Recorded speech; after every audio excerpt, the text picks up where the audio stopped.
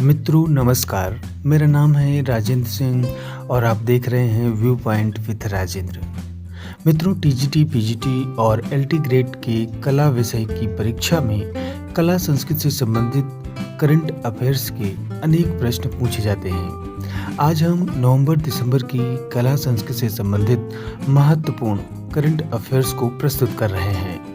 मित्रों चैनल को like subscribe करने के साथ अपने विचारों को कमेंट बॉक्स में ज़रूर लिखिए।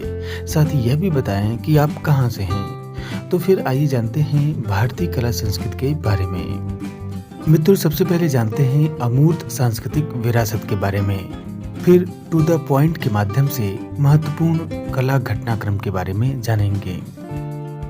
क्या है यूनेस्को की अमूर्त सांस्कृतिक विरासत? हाल के वर्षों में सांस्कृतिक विरासत सिर्फ स्मारकों या कला वस्तुओं के संग्रह तक ही सीमित नहीं है, बल्कि इसमें ऐसी परंपराएं तथा प्रभावी अभिव्यक्ति भी शामिल हैं जिन्हें हम अपने पूर्वजों से प्राप्त कर अगली पीढ़ी को सौंप देते हैं। जैसे मौखिक रूप से चल रही परंपराएं, प्रदर्शन कलाएं, धार्मिक एवं सामाजिक उत्सव, परंपरागत शिल्प उत्पादन का ज्ञान एवं कौशल आदि हैं। आइए जानते हैं अमूर्त और मूर्त विरासत क्या है। अमूर्त विरासत के अंतर्गत ऐसी परंपराएं सम्मिलित हैं जिन्हें देखा नहीं जा सकता और जिन्हें हम अपने पूर्वजों से प्राप्त करते हैं, जबकि मूर्त विरासत के अंतर्गत साक्षात व देखी जा सकने वाली कला वस्तुएं शामिल होती हैं, जैसे स्थापत्य, मूर्ति, चित्र आदि। यूनेस्को की स्थापना वर्ष 1945 में स्थायी शांति बनाए रखने के रूप में मानव जाति की बौद्धिक और नैतिक एकजुटता को विकसित करने के लिए की गई थी। यूनेस्को सांस्कृतिक और प्राकृतिक महत्व के स्थलों को आधिकारिक तौर पर विश्व धरोहर की मान्यता प्रदान करता रहा है। इसके अलावा ये स्थल ऐतिहासिक और पर्यावरण के लिहाज से भी अत्यंत महत्वपूर्ण होते हैं।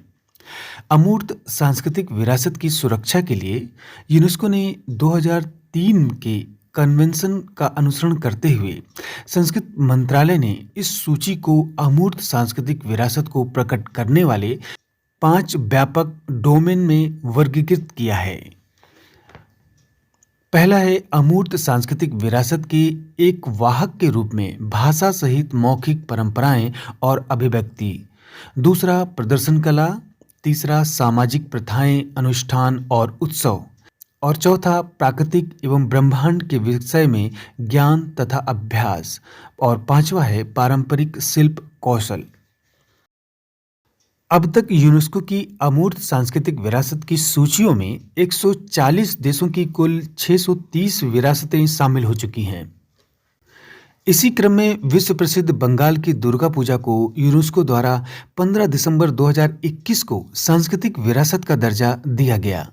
संयुक्त राष्ट्र संघ की सांस्कृतिक इकाई यूनेस्को द्वारा बंगाल की दुर्गा पूजा को मानवता की अमूर्त सांस्कृतिक विरासत की प्रतिनिधि सूची में शामिल किया गया है। इस प्रकार 331 वर्ष पुराने शहर कलकत्ता और पश्चिम बंगाल राज्य के सबसे बड़े धार्मिक त्योहार को अंतर्राष्ट्रीय मान्यता मिल गई। दुर्गा पूजा के शामिल होने से भारत के अमूर्त सांस्कृतिक विरासत की संख्या 14 हो गई है। आइए जानते हैं यूनेस्को की अमूर्त सांस्कृतिक विरासतों की प्रतिनिधि सूची में शामिल 14 भारतीय परंपराएं कौन सी हैं। पहला है रामलीला, जिसे 2008 में शामिल किया गया। इसमें रामायण की परंपरागत नाट्य प्रस्तुति की जाती है। दूसरा है वैदिक मंत्रोच्चार की परंपरा, इसे 2008 में शामिल किया गया। तीसरा है कुटियत्तम संस्कृत नाट्य कला, इसे 2008 में शामिल किया गया।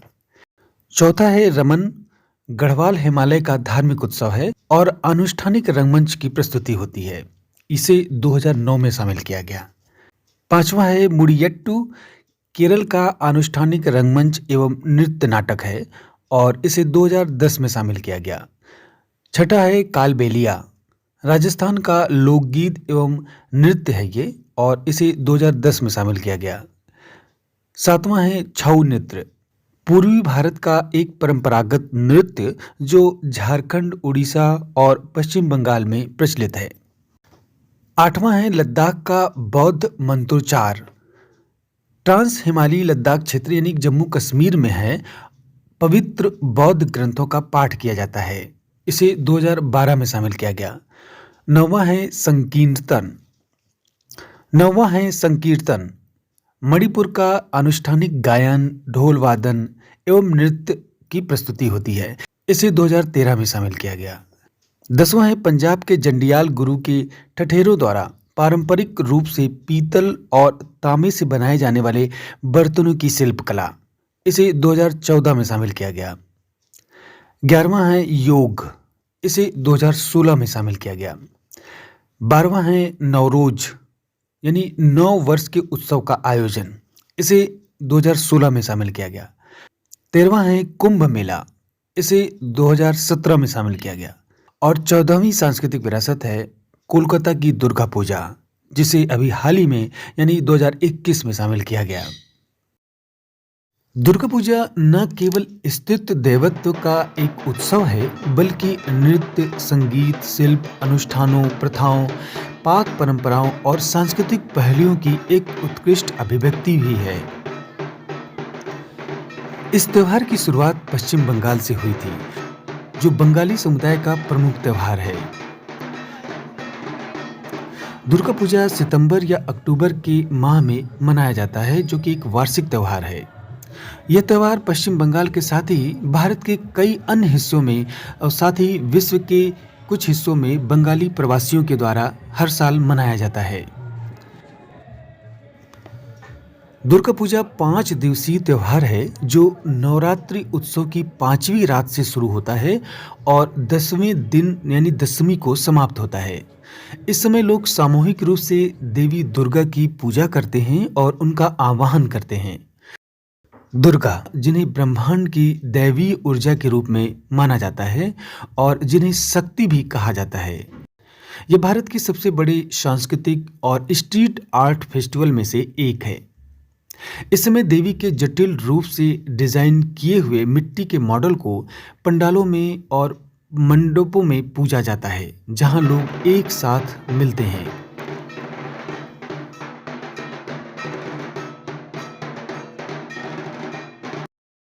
To the point. विश्व प्रसिद्ध बंगाल की दुर्गा पूजा को यूनेस्को द्वारा 15 दिसंबर 2021 को सांस्कृतिक विरासत का दर्जा दिया गया।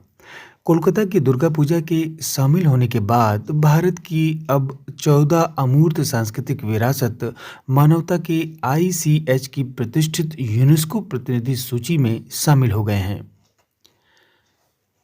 रक्षा मंत्री राजनाथ सिंह ने 17 दिसंबर 2021 को नई दिल्ली में विजय श्रृंखला और संस्कृतियों का महासंग्राम अभियान के भव्य समापन के दौरान राष्ट्रीय एकता विषय पर 22 भाषाओं में राष्ट्रीय एकता गीत को लॉन्च किया। इस गीत को राष्ट्रीय कैडेट कोड यानी NCC के कैडेट्स ने लिखा था। भारत की आज़ादी के 75 वर्ष पूरे होने के उपलक्ष्य में 19 दिसंबर 2021 को नई दिल्ली के जवाहरलाल नेहरू स्टेडियम के ऑडिटोरियम में आज़ादी का अमृत महोत्सव के तहत अखिल भारतीय नृत्य प्रतियोगिता वंदे भारत नृत्य उत्सव का भव्य समापन समारोह आयोजित किया गया।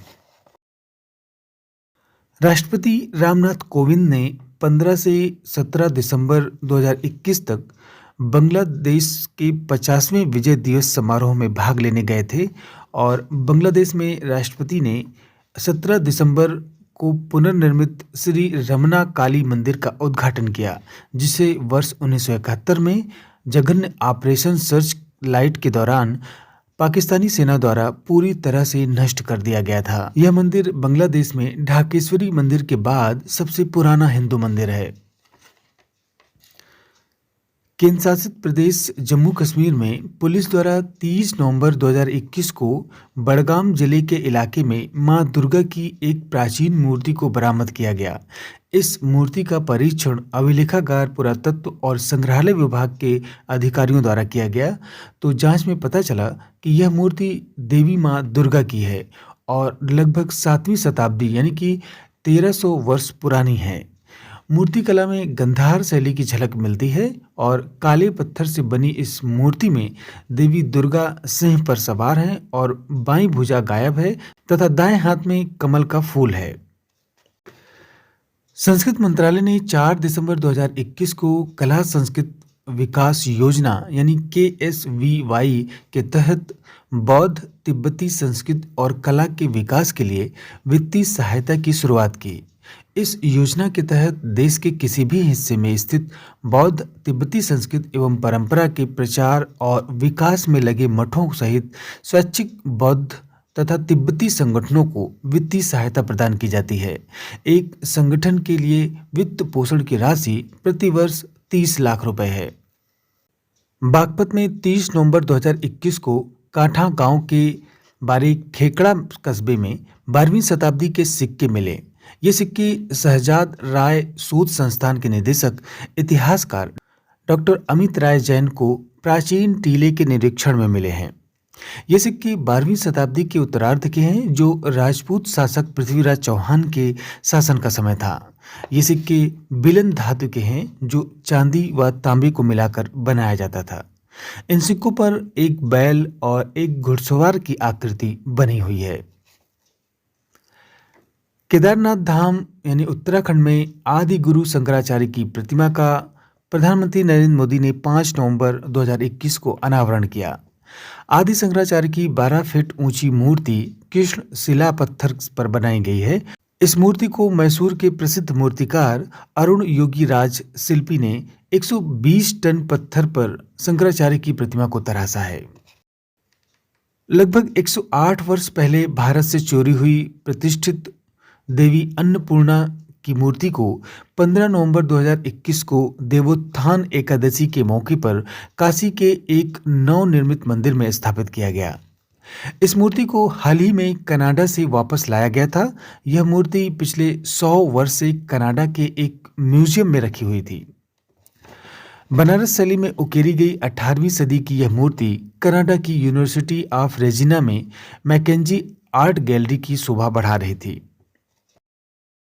पिरामिडों के देश मिस्र में पुरातत्वविदों को 13 नवंबर 2021 को राजा फराओ के भव्य मंदिर के 2400 वर्ष पुराने अवशेष मिले हैं। ये अवशेष हेलीपोलिस में मतरिया पुरातत्व स्थल पर मिले हैं और प्राचीन काल में मतरिया प्राचीन हेलीपोलिस का हिस्सा हुआ करता था। राजा नेक्टामेबो प्रथम ने प्राचीन मिस्र में 4वीं शताब्दी ईसा पूर्व में अंतिम राजवंश की स्थापना की थी। तो फिर आज बस इतना ही। वीडियो को पूरा देखने के लिए बहुत बहुत धन्यवाद।